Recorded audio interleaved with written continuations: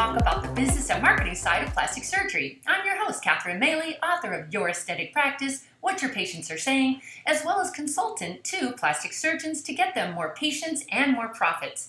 Now, I am really excited today because we have a very distinguished guest named Dr. Gaylon McCollough, who is a pioneer and absolute icon in the field of plastic surgery. So Dr. McCollough is a board-certified facial and reconstructive plastic surgeon who has practiced for the past 46 years. Now, he founded the McCollough Institute for Appearance and Health, located in Gulf Shores, Alabama, and I recommend you check out his website and do a tour of his facility. I wouldn't even call it a facility, I would call it a fortress. It is amazing and very impressive. And it includes a private surgical center, post-op private apartments, a med spa, including non-surgical treatments, vitamin supplements, weight and stress management, and hormone therapies. Now, Dr. McCollough has obtained international recognition as a surgeon and teacher and was recently included in the National Registry of Who's Who. That's pretty big, as well as Best Doctors in America and America's Top Plastic Surgeons. Now, Dr. McCollough is very active in numerous international and national medical societies, and he's won countless awards for his efforts. Now, he's also very passionate about creative writing, and I don't know where he has found the time, but he has somehow authored 12 books. Now, some are facts, some are fiction, some are consumer appearance and health, some are motivation, inspiration, theology, and politics. And if that weren't enough, Dr. McCollough and his lovely wife are very active in many philanthropic efforts that included being honored by the March of Dimes as Alabama Citizen of the Year, for heaven's sakes. So Dr. McCollough, it is an absolute honor to have you on guest as Beauty in the Biz. I really welcome you to our program. Catherine, thank you very much. I've looked forward to this. I've known about it, or you and I started talking about doing this some time ago.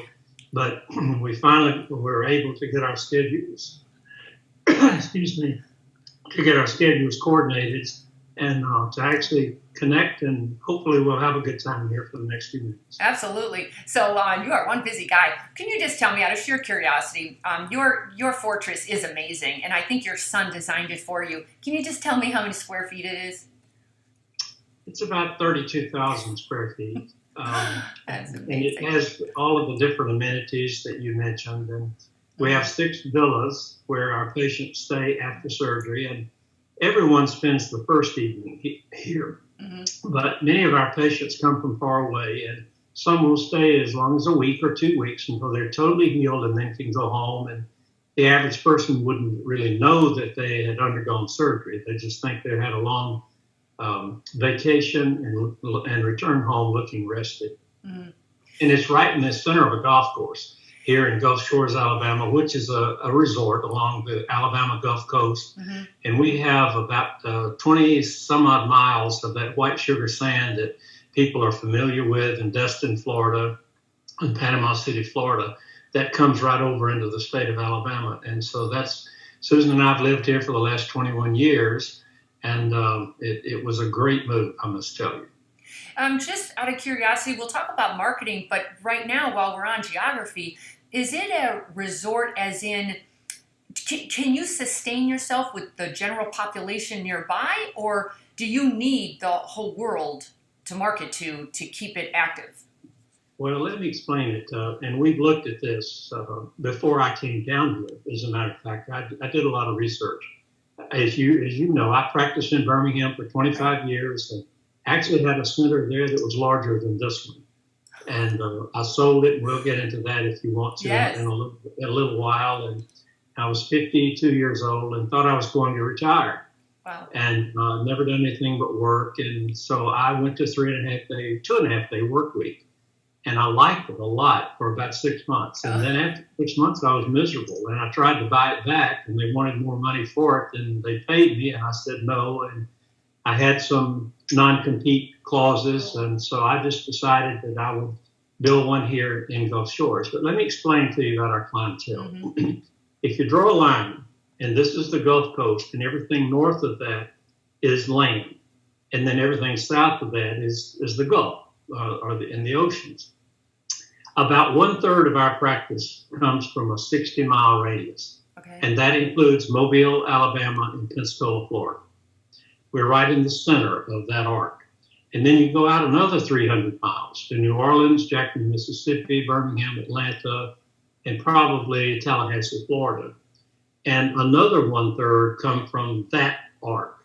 And then the other 1/3 comes from really all over the world. So fortunately, when I came here, I brought many of my patients from Birmingham, particularly the ones that live far away. They followed me here. It didn't matter whether they flew into Birmingham or fly into Pensacola or Mobile and drive over here to go shore. So I don't think I could sustain my practice if all I had to depend on were just the people who live in this resort area, because quite frankly, there are only about 15,000 people who live here year-round. Right. But on any given weekend or any holiday period, we might have 150,000 people in town. So and many of those people have second homes here, or they have condominiums here, and they look for excuses to come and spend time in those condominiums and homes, and that works out perfectly for them to have surgery. So they can come here, stay a few days with us here at my institute, and then go to their condo and recover, and then I see them back and forth until they go home, and I might not see some of them again for another 4 or 5 years.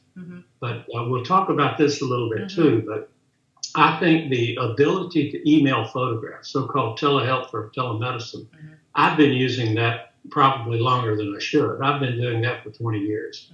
And patients will send me photographs either prior to coming down for surgery or after I've operated on them. They'll send photographs to me so that I can follow them and keep up with their progress. And so, I mean, really, I spend about at least an hour every day doing telehealth, communicating either with prospective new patients or patients that have already had surgery that I'm following along and assuring them and answering questions. I find it to be a great time saver. I don't mind doing telehealth at all. I love it. I like sitting still. I think there's enough of an interaction, digitally to make a connection. I'm loving it. And if I don't have to drive, I'm even better. So is it popular? Do you find that you're saving a lot of time? Oh, absolutely. Not only for me, but for the patient. Yeah. You know, let's say a patient from Huntsville, Alabama, or Atlanta, Georgia, rather than driving six hours round trip each way, they can send me a photograph at 1 month, and I can look at everything and say, oh gosh, your incision is healing beautifully, and you're doing great. And do you have any questions? And many times it's no. And if they do, then I answer their questions. I give every one of my patients my personal email address. Nice. So that they have access to me, and that's the reason I was saying that I spend at least an hour a day answering patients' questions and reassuring them as much as anything. You know, what we do, these patients require a lot of reassurance. Patients who have appearance-enhancing surgeries and procedures do. They're healthy patients. They're usually well patients, and they come and have things done, and we make them look worse for a while. They're a little bit more swollen, and they've got some bruising and maybe a little asymmetry here and there until the healing occurs. And they require a lot of hand-holding. And I learned from my professors and my mentors that your surgery, your responsibility does not end when you put that last suture in. You really have to nurture these patients along. And I know we'll get into the marketing aspect of it in a little while, but I can tell you that in my experience, there's no better marketing than when you're sitting face-to-face with a patient you've operated on, and you're reassuring them to make them feel good about the fact that they came to see you, and they'll go out and tell everybody how kind you were and how generous you were with your time and how caring you were. And that's something you can't buy. And so spending a little extra time with patients in the postoperative period is probably the best time that you'll spend in your practice. I kudos to you, and I 100% agree. I have personally been through that a couple times, and especially facial surgery. Even me, I know this industry inside and out. You really need reassurance afterwards. You're feeling very uncomfortable with how rearranged you look, and you need the reassurance for that, and you need the doctor, the surgeon, to care, and that's how you get good reviews later on. So, everyone's going to be fine, but they don't know they're going to be fine, and it's just such an emotional roller coaster when you're going through it. So, kudos to you. Let's get back to the business side. I'm always curious to find out. In the old days, you used to open a solo practice, and you'd have maybe your wife come in after you've been embezzled, or you'd have a few staff people, and it was easier. And in today's world, now you have to figure out, do you go solo? Do you do a partnership? Do you just bring on somebody that's per diem? Can you just talk on that? Like, where do you feel like the business structure is going to be successful in today's plastic surgery industry? Well, I can speak on that because I've experienced every bit of that. Yeah. I've experienced almost every type of practice. When I finished my fellowship and my residency at UAB, I stayed on the faculty for a year and a half there. And so I was in academic medicine for a year and a half. And so I understand how it is to practice in a big medical center and practice with a big staff and your fellow your colleagues in a department or division of surgery. So I know about that. I know about the academic practice. And then I started my own practice, and I was in solo practice for several years, probably 7 or 8 years. And then I added one doctor. I had the plastic surgeon so that we could be well-rounded. And I, did all the face work, and he did all the body work and some face work. And so then I continued to add staff. And I mentioned the big center that I had in Birmingham, and it truly was an aesthetic medical center. And I had 6 surgeons in my group at that time. Yes, there were 3 of us who did facial plastic surgery. There were 2 or 3, depending on what time of in that period, of comprehensive or general plastic surgeons, and I also had an oculoplastic surgeon in my group. And so I know what it is to do a multi-specialty plastic surgery group, and I managed that group. I was the sole owner, actually, in that. And then I hired these other doctors to work there with me. And then I sold that practice. And when I sold it, I moved down to Gulf Shores, and I was in solo practice again. And so I was for several years, and then I started adding plastic surgeons on, and I have an associate now, a partner who is a general or comprehensive plastic surgeon. So I've been a multi-specialty clinic, and I practice, and I've worked it all. And I can tell you there are advantages and disadvantages to all of it. I honestly will tell you that I think the happiest days of my life was when I was in solo practice. Right. Because we don't have, if you structure it that way, we don't have a lot of night and weekend call. Many doctors, when they come out, they scramble to try to get on the emergency room call. And I've done everything since day one to avoid being on emergency call. So I don't have night and weekend work, and I like it. We can handle it by myself. And I've had fellows now. Let me also elaborate on that. The doctor who just left and went into his own private practice is number 100. I've had 100 fellows down through the years. And so in addition to managing my practice and dealing with my colleagues, I've also had as many as 3 fellows at one time. And that's a challenge within itself. Every 6 months or every year to have a new fellow come in and have to train them and get them to buy into your program, buy into your system, and be compliant. It's we mentioned earlier that it's a lot like a football team, and I learned a lot about management skills from Coach Paul Bear Bryant, who I was very fortunate to play with.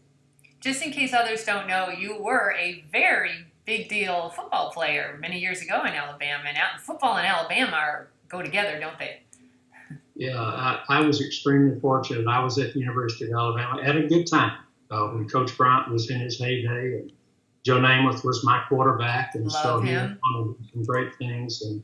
There were several other big-time sports figures that were on my team, our teammates of mine. Ray Perkins, who was coach at the New York Giants and at Alabama, and Jackie Sherrill, who was coach at Pittsburgh and Washington State, and then Texas A&M. So a lot of those guys went on and made great careers for themselves. And I had the opportunity to go play professional football, and very difficult decision. I passed on that opportunity and went straight to medical school to get my degree. Did you always want to be a surgeon?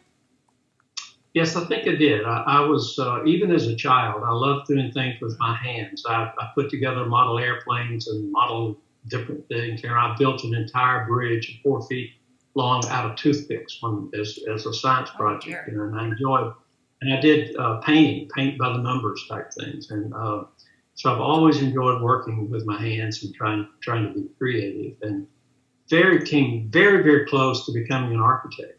As a matter of fact, because of football.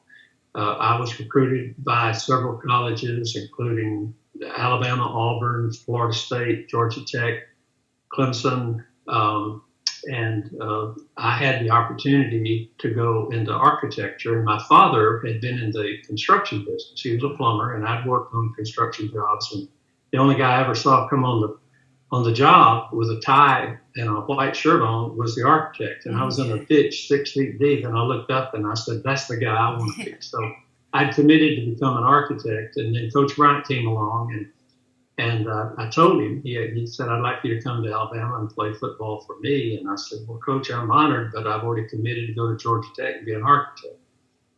And he said, well, that's not a bad idea. He said, you win a lot of ball games. He said, you'll get a good education. And he reached over on his finger and he pulled off a ring, and he handed me a ring. He said, if you ever want to wear one of those, it says national champion, you come to me. No, guarantee you'll have one. So I went to Alabama and went into medicine as a second choice. But I got my ring, and also got my pre-med degree. Very nice. So the business structure would. The one that I think works the best, quite frankly, because I've been to a lot of practices, most don't work very well because egos clash. But the one I think that works the best is when there's tight boundaries. You know, you do neck up, the other guy does neck down. What do you think? You know, especially in today's world, well, how would you enter? I can tell you that I understand both sides of that. Yeah. You know, I never intended to do anything from neck down. Mm-hmm. During my training and during my fellowship, actually, I trained with part of my fellowship was with a comprehensive plastic surgeon, Richard Webster. And so I was trained to do breast surgery. I was trained to do tummy tucks and some of those other procedures, but I never intended to. I always knew I was going to be neck up or shoulders up. And I think it's very difficult to recruit a plastic surgeon today to come into your practice and you say, okay, everything above the shoulders is mine and everything below the shoulders is yours. Mm-hmm. Well, a lot of them may come for a while, but it's not going to be a happy practice. Many of the plastic surgeons want to do facial work as well. Mm-hmm. And if you try to exclude them, I tell you right now, it won't be a long-lasting relationship mm-hmm. in my experience. Mm-hmm. So you have to let them develop their own practice from their body procedures. Mm-hmm. Now, so when a patient calls and they want to make a consultation, if it's something from head up, that comes to me.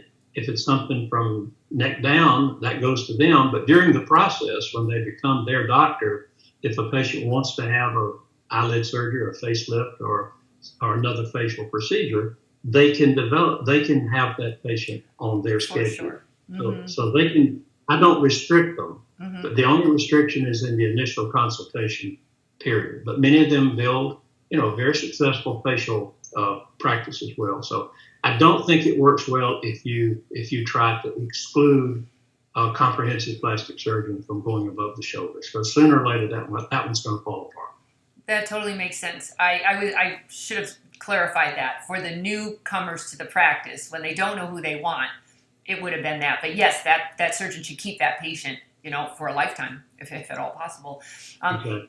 Give me a business mistake. Give me one or two mistakes that you've made. I'm sure there have been a few along the 46 years that the others can learn from. There's no need to make the same mistake again if you don't have to. Okay, I can answer that. It's along the lines of what we just talked about. Mm-hmm. I've made some mistakes because I've hired a couple of people. I took a chance on some other surgeons, and I made a mistake because I found out that rather than being a team player, many of them were greedy and wanted to come in and be very successful very quickly. And I had some that did some illicit and illegal things, and I had to invite them out of the practice very quickly. And so I made a mistake. And that's the thing I would say to you, that perhaps we need to vet our potential partners a little bit better than we doctors tend to do. And I mean vet them in every way possible. And that is, their military record, if they have a military record, their financial records. Do a real investigation before you get married to someone professionally and become a partner. And I've made some mistakes along those lines. And, I regret them. I learned from them, but I regret them. Another mistake that I made is not a terrible mistake, but I thought at age 52 or so that I could retire. Mm-hmm. And when I sold the big operation in Birmingham, I was going to ease into retirement because I'd never done anything but work. I was selling peanuts on my hometown streets when I was 6 years old. I had 2 paper routes at 12, and I worked my way through med school, worked my way through my residency as well. And so I thought I'll ease into retirement. And so I moved down here, and after 6 months I was miserable. And so one of the mistakes I made was thinking that I could retire. Not financially. I mean, I was set financially, but I was not fulfilled. And I played a lot of golf during that period of time. I read a lot of books, went to a lot of matinees with my wife, and spent a lot of time walking around Walmart. And after about 6 months, I was miserable. And so I tried to go back and tried to buy the just unwind the deal and take it back. And they wanted more money for it than they paid. Yeah. So I would say the mistake that I made was that I thought I could retire sooner. And at this point in time, everybody asks me every day, because I've got some gray hairs, when are you going to retire? And my answer is when I can't find my way to work every day. And then I elaborate on that a little bit. And I say, I live 2 right turns out of my driveway. It takes me a minute and a half to get from my house to this clinic. Nice. So if I start getting lost on the way to work, it's time for me to hang it up. I'm fulfilled. Yeah. I love what I do. And let me elaborate just a little bit on that, because this will talk about the business aspect of it. Mm-hmm. If there's anything at all about your practice that you don't like, don't do it. Yep. Don't do it. And you will enjoy going to work every day and not look on the calendar and say, oh, well, here comes a patient with this problem or that problem. I really don't like to do those things. It's not worth the money. Don't do the things you don't like to do. Do the things you love to do, that you're good at, that you do well, and spend time focusing on the things that you do well. And then it's not a job. Mm-hmm. And then you can practice for as long as you're confident. And so that would be one bit of advice that I would give, not only to the younger surgeons that are out there, but anybody who might be up in that 40 or 50 age group. And one other thing, I know I'm getting ahead of myself a little bit, but this is something that I've written about in some of my books. Actually, Catherine, there's 22 books, not 12. You're kidding. So, but one of the things that I say, one of the books I wrote is called The Elite Facial Surgery Practice. Oh, I didn't see that one. Okay. And it's published by Teman. It came out about 2 years ago. Okay. And it really lays out all of the things that I used in my practice and still use today. So anybody that would like to know a little bit more about me or my style, pick the book up and read it. And, I don't think I've gotten a single dime yet in royalties. I don't write books to try to make money. It's because I feel obligated to share. So, I forget now where I was going before I got off on that. But do what you like. Do what you like. Because, this is what I would say. And if you are considering retirement, retire to something, not away from something. That's a good point. So make sure that if you're going to retire from your practice, that you retire to doing something that you're going to feel fulfilled at the end of the day and at the end of the week. And it's not going to be just you can play only enough golf or do enough fishing or riding boats or whatever. So if you've spent most of your life becoming skilled at doing this profession, scale down, scale back, do just as much as you want to, and you can, I think you can have a long-lasting career. Well, I think the surgeons where they really start losing it is the unhappy patient, and they just start feeling it's difficult to get patients. Then the ones I get are a hassle and they're not happy, and it just becomes this spiral downward. And on top of that, a lot of surgeons still like to have that second office. They call it like the feeder office, and now they're commuting. And it's like, I personally look at that and think, you're making this too complicated.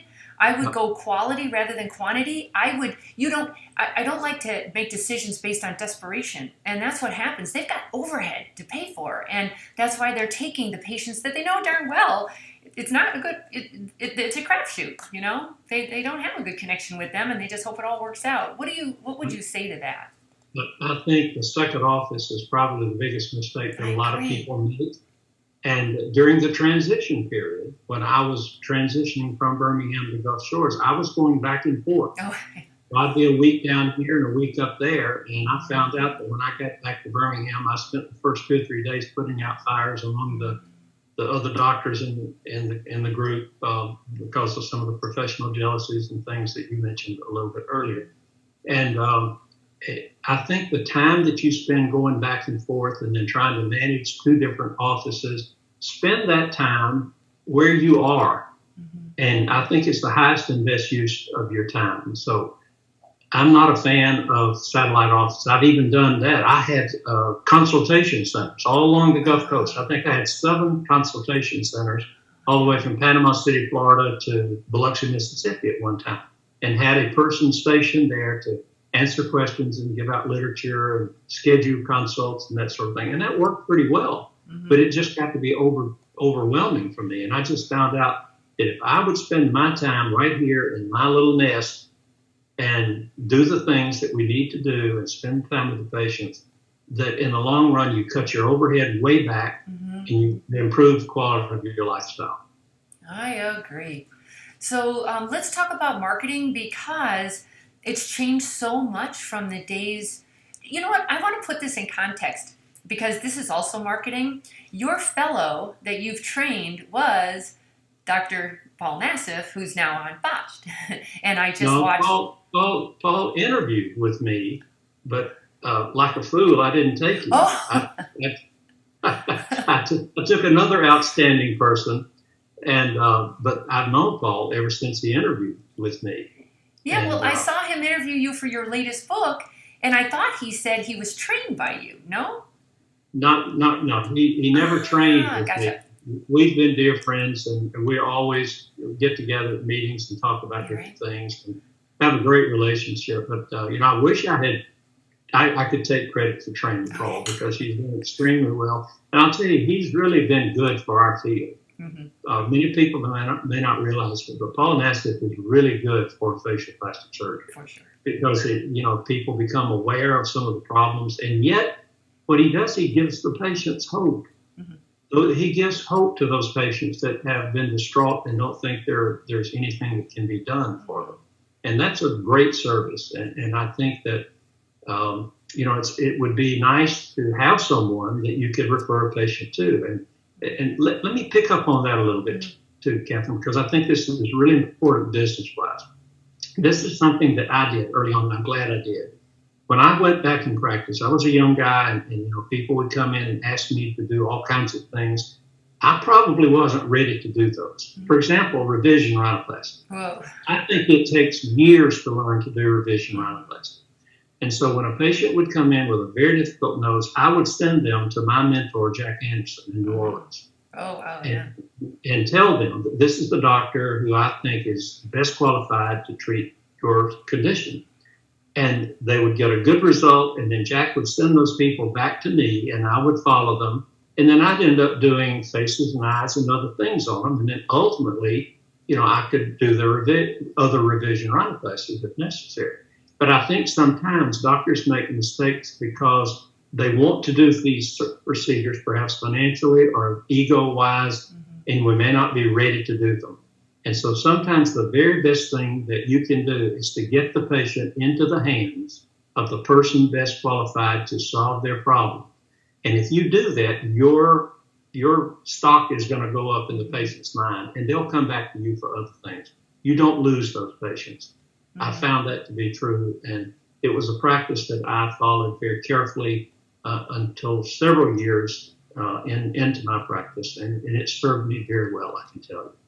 Do you find that the patients are a lot different in today's world, obviously with social media and the internet, and you can Google anything you want? How has that affected your consultation with patients? I asked them what sources they've been to for their information, and usually some of them will bring copies of internet articles that they've read, and they quote back and forth about things that they saw. And I listen to them very carefully, and then I tell them every doctor has a little different way of doing things, and I use examples that people can relate to. I said, let's say, for example, you have a dish. Let's say it's chicken parmesan, okay? And if you ask 10 chefs to prepare chicken parmesan, chances are it would be a little different from every chef. Right. And then I say, I have my recipe, and I understand what's out there, but I have a way of doing it that I think that has worked for me, and my recipes work for me. And I know that you have this other information, but right now I want you to follow my plan. And if you do that, it kind of puts an end to all of this other things. But the patients come in, I won't necessarily say that they're better informed, but they have a lot more information. And unfortunately, a lot of the information they have is not valid information. And we all have to spend a lot of times trying to explain why some of the things that patients are reading about and seeing don't work, and that we don't recommend. So the patients know a lot more than they used to. And it's a little bit more difficult from that standpoint. But I think the main thing, and I'm going to answer your question because this is one of the first things that I tell the fellows when they come and train with me. On day one, on the very first consultation that we are going in to see, I asked the fellow, I said, what do you think we're going in there for? And they hem all around a little bit, and eventually they come up with, to schedule a surgery. And I say, wrong answer. We're going in there to evaluate this patient, but also this patient's going to be evaluating me. For sure. And the objective here is to see if both of us want to enter into a long-term professional relationship. And if you develop that relationship, if you develop trust, if that patient trusts you at the end of that consultation, then they're generally going to do what you recommend that they do. If they don't trust you, they're not going to do it, and they're probably going to go somewhere else. And the other thing is that once you win the patient's trust, never, ever violate it. Never do anything. Never lie to a patient. Never tell a patient you did something you didn't do, or vice versa. If you make a mistake, if you got a problem, point it out first. Say, okay, we've got a little issue right here. This area is not healing quite as well as it needs to, and we're gonna really stay on top of this, and we're gonna get this healed out. And then if we need to do a little touch-up stuff down the road, we can do that. Go ahead, address the problem. The worst thing you can do, and I've had patients come in and say, look at my nose. My nose is crooked after Dr. So-and-so operated on it. I went back and said, why is my nose crooked? And he said, I don't see anything wrong with it. Well, if you do that, one or two things. The patient knows either you're lying or you're blind. And so you lose the patient's trust. So I know I'm rambling on some of these things, but these are lessons that I think that maybe the people who are tuned into this, you write those little things down, and they'll serve you very well.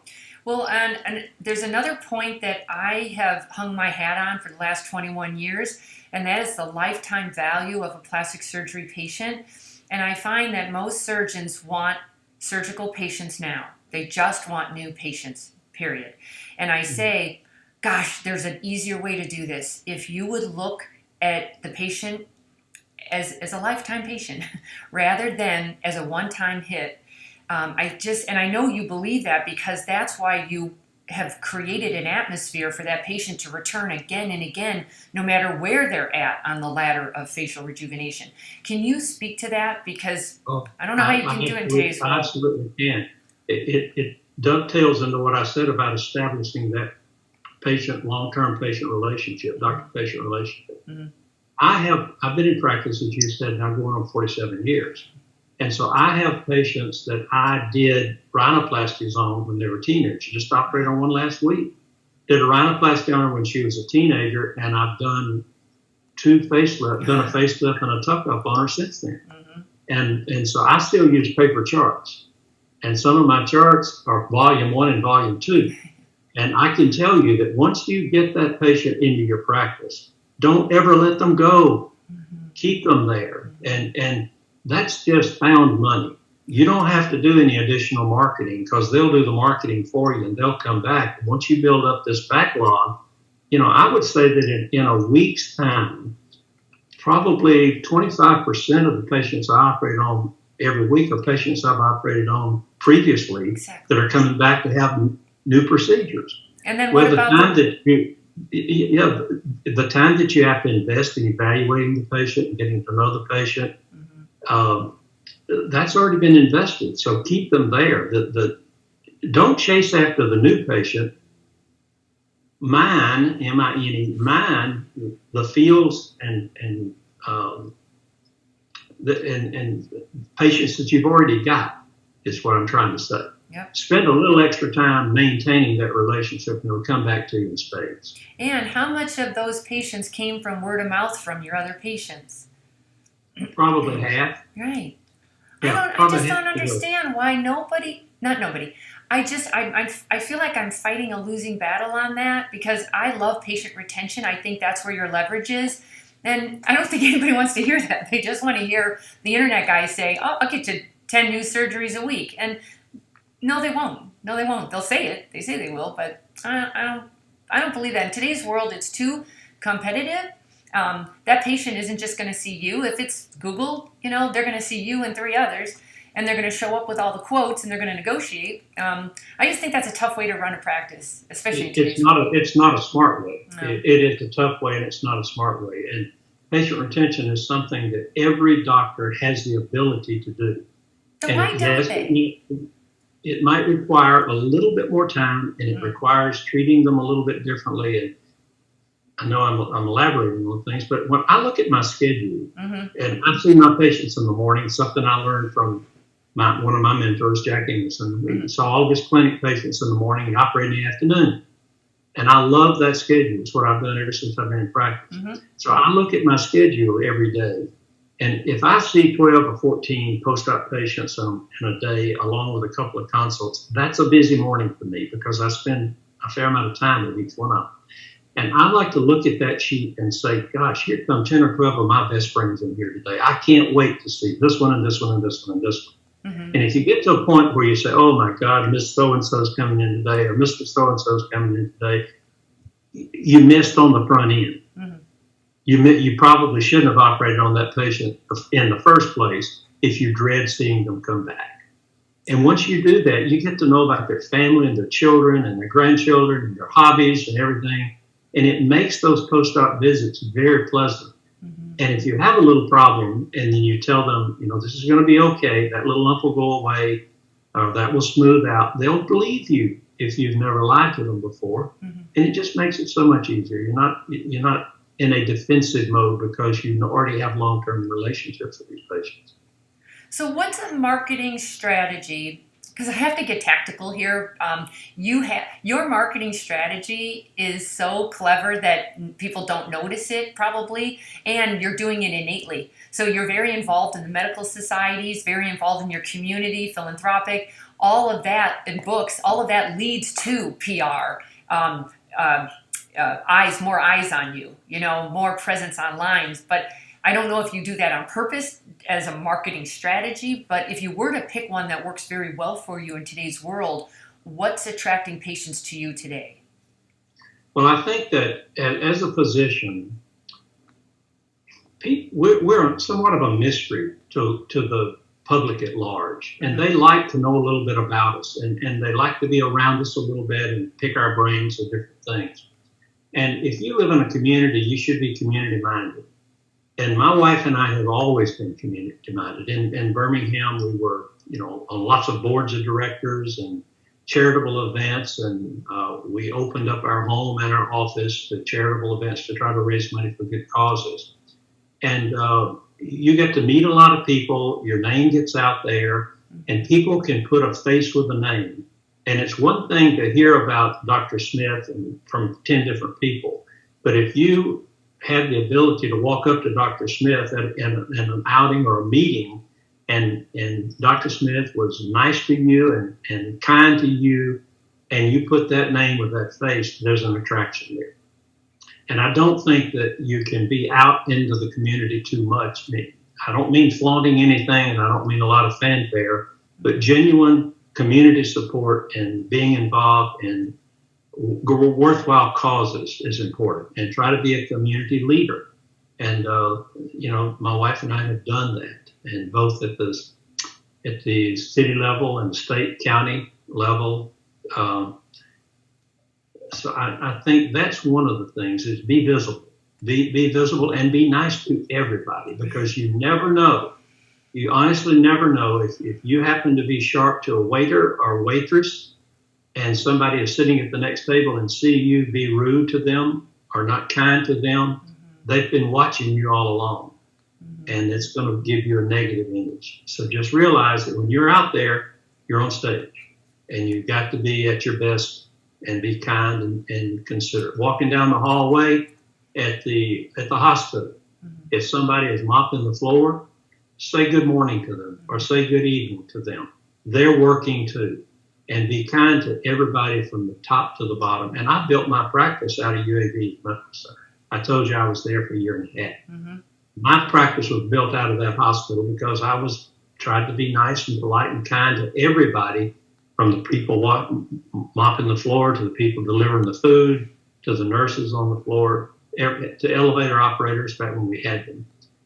You just can't be too, as long as it's genuine. Now, I don't mean be a phony, but be out there and be visible, be kind and be nice to people, and it will come back to you many times over. Well, I can vouch for that for you, because I've been going to conferences for 21 years. I've seen you many, many, many, many times in the hallways and up front and close, and you have been nothing but gracious and kind to everybody you've encountered. It's amazing. And it's very genuine. You can tell that. Some people are not that kind, but they're trying to fake it. At least they're trying. But you can tell with you it's very genuine, and it's very nice. That must be your Southern upbringing or something. Maybe. Well, there may be some advantages to being Southern. A lot of people wouldn't agree with that, but I wouldn't take anything from my upbringing. I came from a lower middle class family. I guess you'd say that because my dad was a plumber. When we all worked hard and we appreciated what we had. I just had a wonderful opportunity to go to college on a football scholarship, and that just opened the world up to me. And you have quite a fashion sense. Like you had mentioned, your dad was a plumber, but somehow you love the suit and tie. You are a very snappy dresser. Is your wife doing that, or is that you? Well, my wife buys some of my clothes, and the ones I buy, she doesn't like. So, but I do think, I was talking about the image a little while ago, and in some of the lectures that I give to both medical and non-medical groups, I talk about that. About first impressions. And Aristotle was the first to say that a pleasing appearance is more important than any letter of introduction. Wow. Now that goes way, way back. And what Aristotle was saying is that when you walk in the room, or somebody walks in the room to see you, the first impression is important. You can make a good impression and build upon it. And if you make a negative impression, it is possible to overcome it. But why overcome it? Why not make a good first impression up front? And I list the things. Number one is the way we sit, the way we stand, the way we carry ourselves, our countenance. That's important. Number two is our weight, whether we look fit or we look unfit and unkempt, because your weight says something about you. It says something about your discipline, your self-discipline, and whether or not you can look after other people as well. And then the way one wears their hair, and women with makeup. And it's not important necessarily that clothes be expensive, but they need to fit well and they need to be well coordinated. And then moves on down the ladder, and it gets into the smile. I call it the $1 million smile. You know, you can go anywhere in the world, and you might not speak the language, but if you smile at someone, chances are you're going to get a smile back. And so you've communicated. And that pays big dividends. And then way down on the bottom of the list is plastic surgery. So these are all things up above that you can make a decision to do right then, right now. I'm going to do this. Not going to cost me anything else. I'm just going to pay attention to the way I look and the way I act and how I carry myself. Those are extremely important things, and will pay big dividends. So I just want to tell you a silly story. Many years ago, it had to be more than 15 years ago, we were at a conference. Your wife was sitting next to you. I, being ignorant, said to the guy I was talking to, another surgeon, I said, "Oh, so cliche. You know, what is that? Wife number 2 or 3?" That's what I said. And he said, "Oh, no. That is 1, wife 2, and 3. Yes, that is the She's whole. 1, 2. That is the whole deal there. That's one wife, many decades." And I thought, shame on me. Number 1, she looked fantastic. And of course, my next question was, well, who did the work? Because she looks fantastic. Can I just ask? I mean, she was beautiful, and I swear, I felt like I should apologize to you because it was a really snotty. It wasn't snotty. It was just cliche. That's what I thought. Does she? Who did her work? Was that you? I did. Oh my God. And she would tell. She speaks openly about it, and you know, a lot of doctors have problems operating on family. That's what I thought. I thought you weren't supposed to, but I thought, boy, is she a good marketing strategy for you? Because the minute I saw her, I thought, OMG, that is how you can look with good surgery. I didn't even know she had surgery, but I knew if she was the first wife, then she must have had surgery because she looked so fantastic. But she was a beautiful young woman to start with. She was Miss Alabama. Of course she was. And Miss Alabama, and what became the Miss Universe pageant. It was the Miss International pageant. But I never pushed her one bit. She came to me and said, "Okay, I think it's time that I have a little this and a little bit of that." And I said, "If you're ready, if you want to, I'll do it." And so, you know, and then you maintain things. And that's the key. I think you start relatively early whenever you start seeing problems, and do a little bit of work along the way, and that way it never really shows that you've had plastic surgery. You just maintain your youth. Mm-hmm. But thank you very much, and I'll tell her that you said that. But she's as beautiful inside as she is on the outside. Absolutely, you can just hear her kindness coming from her. It's just, you're a very lovely couple. So let's talk about 55 years we've been married. How many? 55 years. Oh my gosh. I don't talk to family members that long. Yeah, good for you. Good for you. That's almost a miracle at this point in life. So looking back at your life, give me a couple of accomplishments that you're truly proud of. I think having trained 100 fellows is right up there at the top of the list, because when I was a fellow myself, I said, I want to be a teacher. I want to have my own fellowship at some point. That was a goal. That was an objective of mine. And I got up close into the 90s, and I said, okay, I want to get to 100 at least. And so we've had number 100, and I got 101 coming in July. Nice. And so I enjoy it. I really do. I think it's as much of a pleasure as a responsibility as it is a pleasure. You know, there's a verse in the Bible in Luke that says, "Unto whom much is given, much is required." Yeah. I was given a lot. I was allowed to go into the offices of Jack Anderson and Wally Berman in Beverly Hills and Richard Webster in Boston. And these men opened up their offices to me, and they taught me what I know. And they taught me not only about how to cut and sew, but they taught me the business aspect. Yep. And I had an opportunity to see different ways of doing things, and I was able to pick and choose.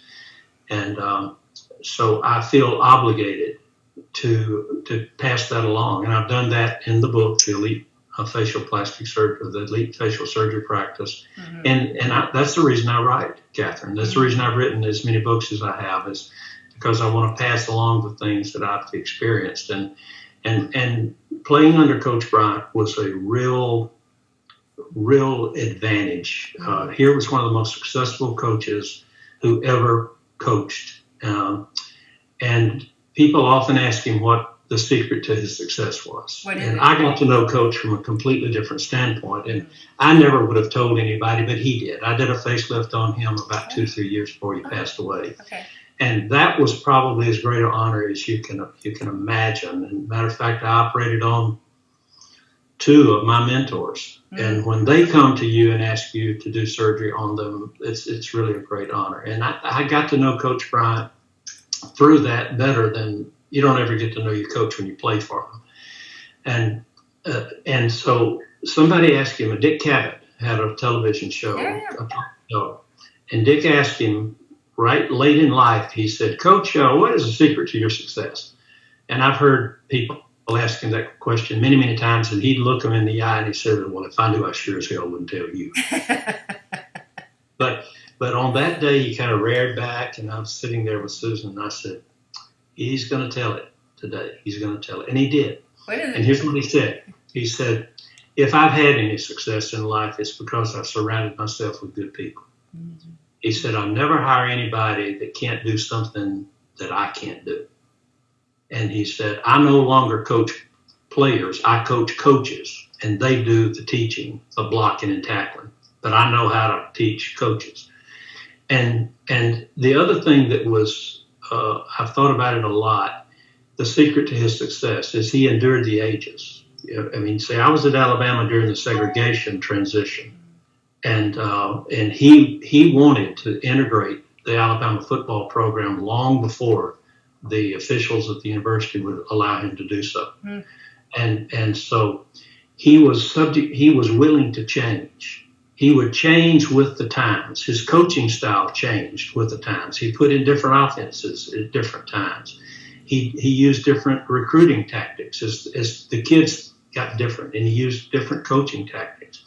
So that's one of the stories of the lessons that I took away from him, is that I've been at this a long time myself, and we change. We stay with the basics, but we do alter things and do things a different way when we think that they need to be upgraded and done a little different way. So how important is leadership in today's world for you to run a successful practice? I think it's key. And for number one, if your staff doesn't respect you, they won't work for you. For sure.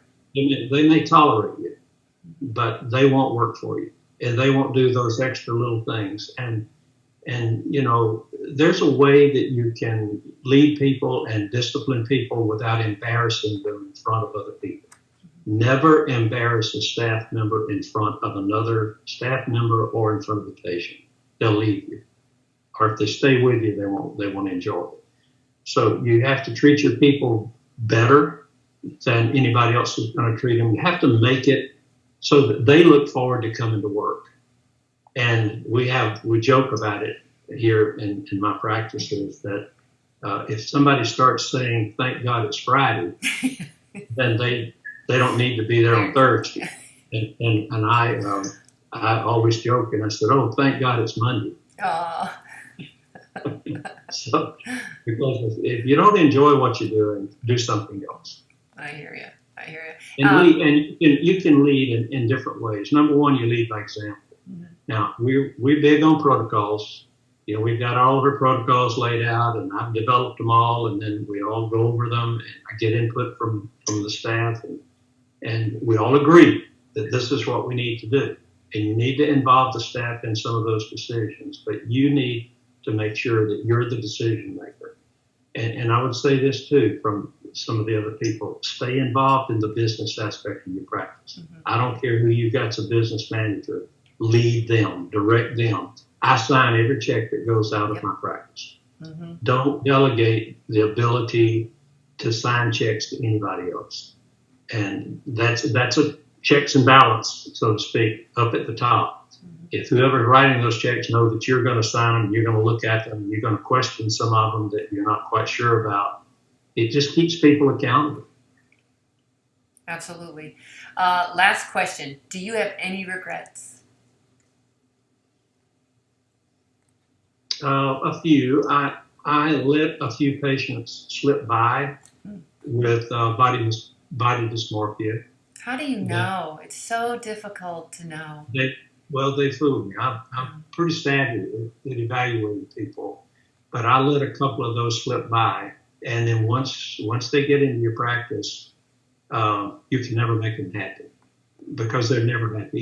Even surgery that, and I've told some of them this. I said, your result is one that I would love to take to my next meeting and show 300 of my colleagues out there. This is a before and after result that I achieved. But they're unhappy with it. They can always find something wrong with it. And those are the kind that you do look at your schedule and say, oh my goodness, how did I let that happen? And I would say, if you're not sure, to my colleagues out there, if you're not sure whether that patient is psychologically stable, ask for help. Send them to a counselor or a psychologist or psychiatrist for clearance. You owe that to yourself, and I think in many cases you owe it to your patient to make sure that they are emotionally and physically okay to undergo the surgery. Because if not, they'll be miserable and they'll make you miserable along with it. That's probably the biggest regret that I've had. I've asked a lot of surgeons that, and they said, especially the ones that got sued, and they said, I had a gut feeling that something was off, but I'm very good at what I do. I thought I could handle it, and of course I regret it now. But once you're in the middle of it, what do you do? Like, do you write them a check and make them go away? No, you can't. You can't make them go away. What do you do? You have to bring them in. You have to let them air out. Try to console them. By time, and sometimes they'll go away and they'll stay gone for 6 months to a year, and then all of a sudden, within 1 week, you'll get 20 emails from them. But you're bound to them, and those are the patients that are easy for you to say, I don't want to see you again, or you drive them away, and when you do that, then they get angrier, and they can create problems for you. So. Whenever we have a patient with a problem, and if you operate long enough, you're going to have some patients with problems. We see those patients more often than we see the patients who are just doing great, sliding right through. Somebody gets a little infection, somebody gets a scar here and there, bring them back, love on it, stick a needle in it every chance you get. If they're concerned about a little lump or a bump, take a tiny little needle with some very, very, very dilute steroid in it, and inject it. Don't just send them out and say that'll be okay, because when they get home, somebody's going to say, "What'd the doctor do?" Nothing. And if the answer was he told me it was going to be okay, that's not going to be sufficient. He stuck a needle in there. He gave me a treatment for something. So I completely agree. Do something. The art of practicing medicine sometimes is as critical, if not more so, than the science of it. Right. Yeah. It's gotten very emotional, and it would probably help to have a psychology degree along with your medical degree. Well, Jack Anderson used to say that what we do is psychological surgery. For sure. That's a and great term for it. One of the things that I do when I'm interviewing fellows, potential fellows, I say, do you take a rotation on psychiatry? And many of them will say, yeah, I did. And I say, how'd you like it? Well, I don't know. I didn't really like that. And I said, you don't need to be in this field. You don't need to be in this field. If you don't get some pleasure out of helping people over their psychological issues and their life challenges, then you don't need to be in this field. And I'll tell you, some of my greatest successes that I look back on may not have necessarily been the greatest operations that I did or the best combination, but the fact that I helped a patient get their lives back. And that's where your team comes in. And your whole team can support those people, and we embrace them and try to build them up. Because see, we take patients that are well, in most cases they're well, and then you bring them in and you operate on them, and they're bruised, they're swollen, And then you've got to hold their hands and get them through this. Mm-hmm. And Jack Anderson used to say it's almost like you have a little affair with these patients. You bring them in and you love on them, and then there's a time that you, like the mother, you push them out of the nest. Right. And I'll just share one other thing too, because I'm old enough now that with my gray hair I can hug patients. I'm a big hugger, and so Jack said whenever they get the idea that you might be coming on to them a little bit, okay. He said the first thing you need to do is they need to see you hugging somebody else. Oh, okay. So don't keep the business where the business needs to go. For sure. Any last parting pearls of wisdom before we go? Gosh, I don't know, Catherine. I think we've covered the bases. I probably didn't get into some of the details and specifics that you wanted, but I think that the philosophy. People talk about the philosophy. The philosophy is what you think about, but what you actually do is more important than that. And so I would say this to any of my colleagues out there, and I referred to it earlier. If you're not happy doing what you're doing, where you're doing it, do something else. You don't need to be miserable when you go to work, and I'm going to venture into probably territories I shouldn't. You're not happy when you go home, do something else, because life is short and you deserve to enjoy it, and leave the world a better place than you found it. That to whom much is given, much is required, and those of us who can put MD behind our names, we have a lot to be thankful for, and I think that we should spend every day trying to make the world a better place, and we can do that. By doing aesthetic surgery, you get to know patients. You can change their lives. We don't necessarily improve the length of a person's life, but we sure have the ability to improve the quality of their lives. Oh, for sure. And if we can do that, then when we breathe our last breath, we can say, it was a good run. We did okay. Well, on that note, because I think you are so right on with that, and I know a lot of this comes with age. When you're younger, you'll tolerate a lot more. You'll do a lot more. You'll pay your dues like you were told to. And then as you get older, I think your heart grows bigger, or maybe not, but you get more aware of what's right, what's wrong, and what's right and wrong for you. So kudos to you. Thank you so much. You have been an absolute inspiration, at least in my own career. And many of your fellows have said to me, you have taught them so much about the business side of surgery. You've made a big difference out there in the world. I know you know that already, but I thought I would tell you that as well. So thank you so much. Sure. Always a pleasure to be with you, and I appreciate this opportunity. And I hope that some of the things I said will make life a little bit easier for the colleagues who are listening in and their patients. Oh, I'm sure they will. So thank you, everybody, for joining us at Beauty in the Biz. And if you would do me a favor and subscribe to Beauty in the Biz and give us a good review if you feel so inclined. And then if you've got any questions or feedback, please leave me a message on my website at catherinemaley.com, or you can certainly DM me on Instagram at Catherine Maley MBA. Thanks so much, and we'll talk soon.